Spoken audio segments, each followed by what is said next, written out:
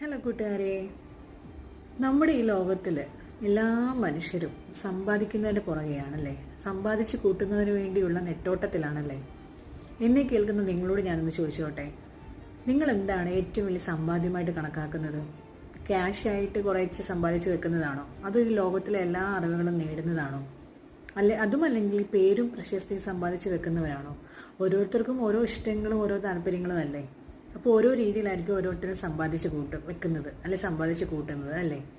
എന്നാൽ ഞാൻ എൻ്റെ അഭിപ്രായത്തിൽ പറയുകയാണ്, നമ്മുടെ ഏറ്റവും വലിയ സമ്പാദ്യം എന്ന് പറയുന്നത് നമ്മുടെ ആരോഗ്യം തന്നെയാണ്. അത് നല്ല രീതിയിൽ മുന്നോട്ട് പോവുകയാണെങ്കിൽ ഈ പറഞ്ഞ കാര്യങ്ങളൊക്കെ തന്നെ നമുക്ക് എത്ര പ്രായമായാലും നമുക്ക് സാധിച്ചെടുക്കാൻ പറ്റും.